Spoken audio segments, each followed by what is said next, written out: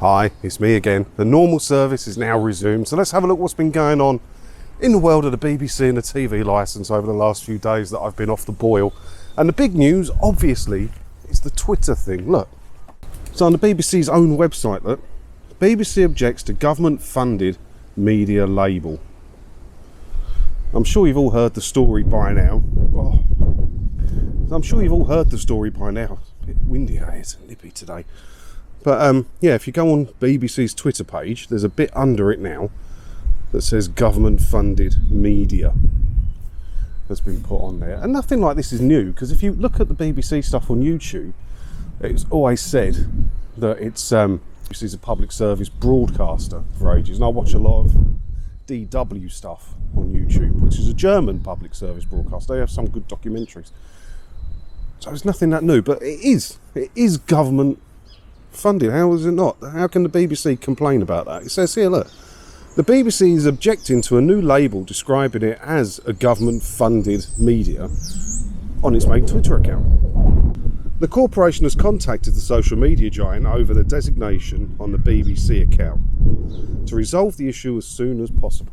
But it's not wrong, is it? It's correct. It is a government-funded media organisation. The BBC can say all they want in this press release article that they're funded by the British people through the licence fee, but that is collected by government. It's there because the government say it can be there.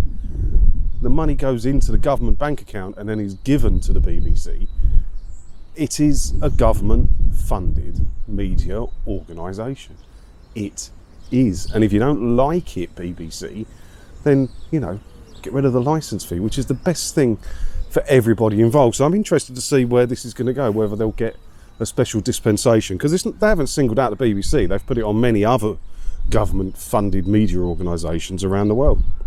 So, yeah, that's going to be interesting to see where that one goes, isn't it? And if there's loads of cuts in this video, I apologise, but I seem to have picked up the lurgy on my travels, so I have to keep sorting my nose out. Too windy to sit there. It's just too windy. I've got to go somewhere out of the wind. There we go. Yeah, back in another graveyard, St Mary the Virgin. And yeah, many people believe this is where the BBC should be, or at least the licence fee. But yeah, I've got another story here, look. Join the debate. Should the BBC licence fee be scrapped?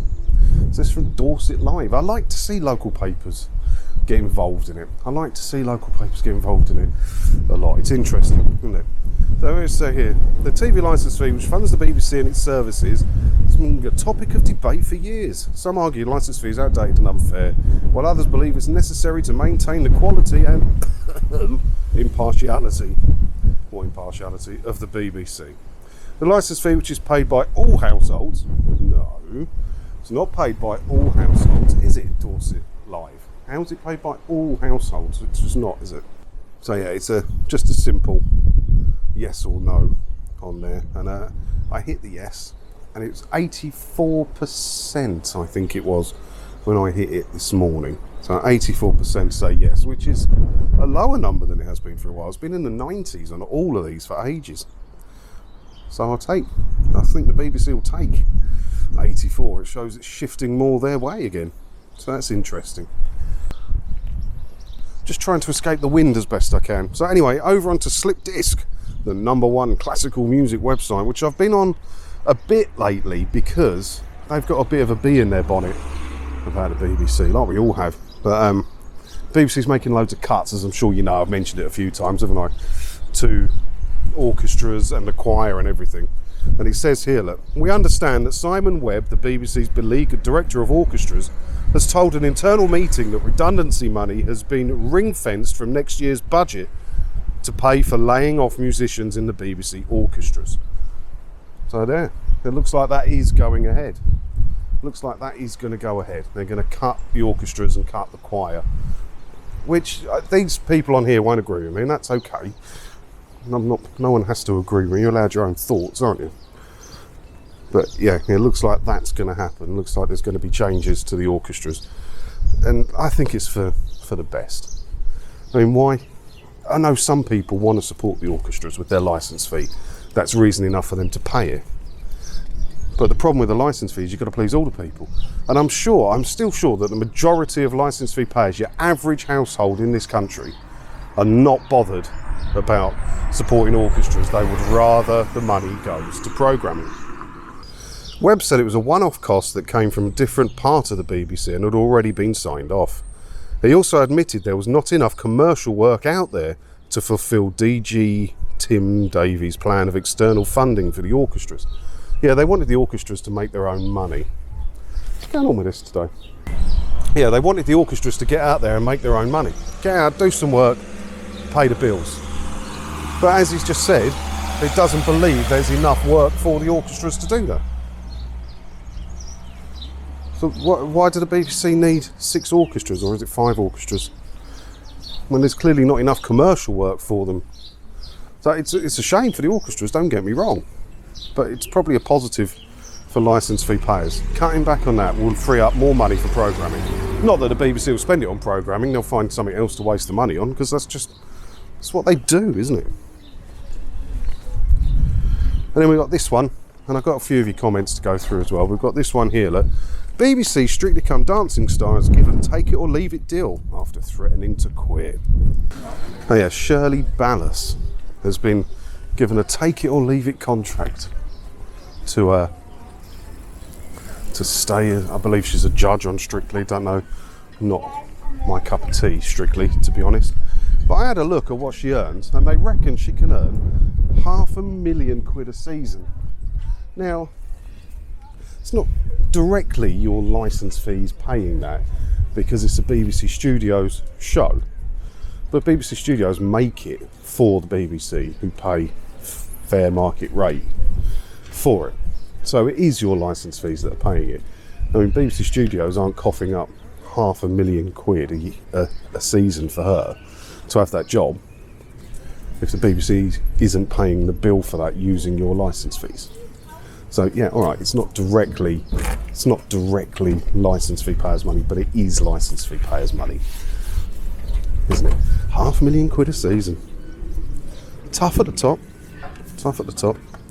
Right, a few of your comments to go through as always. I'm trying to keep these under 15 minutes where I can.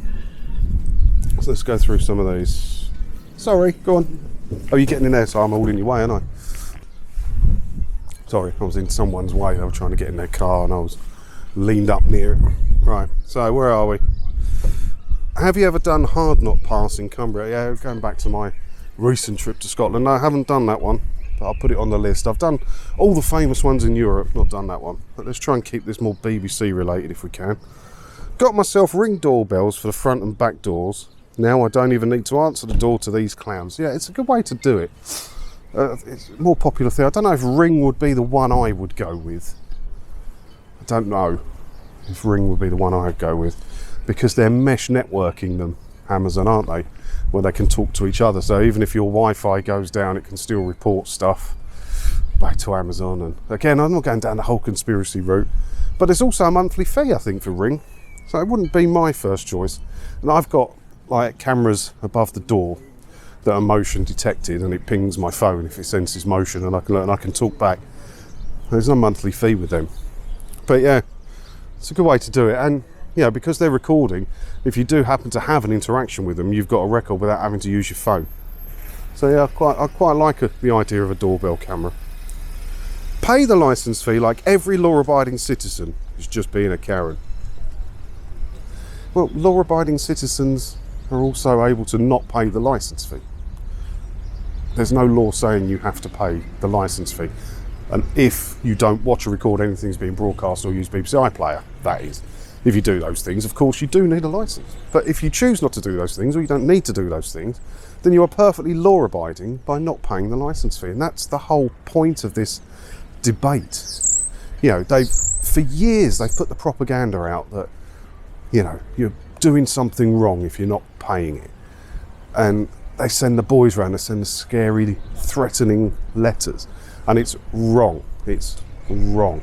All they've got to do is make it clear to people that if you don't watch or record anything that's been broadcast or use iPlayer, you don't need to pay it, and we'll leave you be if that is your choice. How was that so hard? So yeah, I get so many messages like that. So many messages like that. The BBC said it doesn't want to make money from ads, however they own UK TV, which means they make money from ads. Yep. And that's why they're changing BBC News. So I've mentioned it a few times on this channel already. BBC News has changed, or will be changed shortly, to be a world news channel, which will show ads. Not in the UK, but everywhere else they're going to show ads. But yeah, they didn't used to own 100% of UK TV. It kind of flip-flopped back and forth, different owners and stuff, but they did take over under the brand of BBC Studios, which shouldn't be allowed anyway.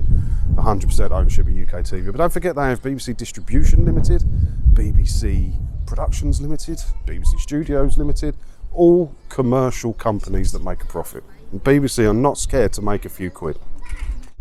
Excuse me, I'm just a yank from America and trying to understand what is going on here. You're not allowed to watch TV in your house because you don't pay your taxes on the TV. Yeah, I did a video, I'll try and link it if I remember. And it was an American TV show where they were talking about the TV licence fee. And they went off with a couple of the goons, fake goons in their fake detector van.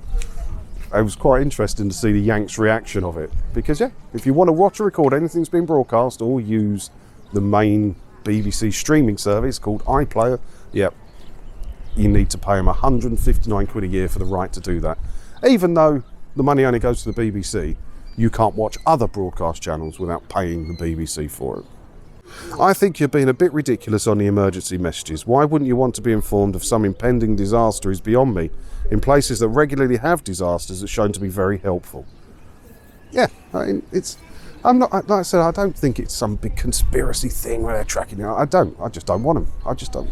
We don't have a lot of natural disasters in the UK, and if something bad happens, like the bombs drop, I'm going to probably know about that without having to need a text message from the government. I don't want them. I didn't opt in for them. I don't want them. If you want them, that's okay. I don't mind. I don't mind. But it's like when I sign up for stuff, when you go on a website and you buy something and there's a little box that says, do you want to receive marketing emails? I always click no, because I don't want marketing emails and I don't want these from the government. I didn't ask for them. I'm not going down some big conspiracy path. I'm not saying it's anything nefarious. I'm sure it's going to be a very useful service for many people. I don't want it. All out of your messages. And I got these screenshots for you because I said I'll talk about it. Like, these are the screenshots from the journey. So I averaged 49 miles an hour for the whole trip and averaged 45.4 mpg. And I did just over, I got a few more miles on there when I went to the shop and I forgot to take these. So just over 1,650 miles with nearly 34 driving hours. Quite a good trip, that. Quite a good trip. I very much enjoyed it and I'm going to go again. I don't know if I'll go again next Easter or maybe go again this year. I don't know. But it was a very good trip. The car didn't escape quite as unscathed as I'd hoped. I took it to the garage yesterday because I said I had a noise from the rear wheel bearing, which I suspected was gone, and it had.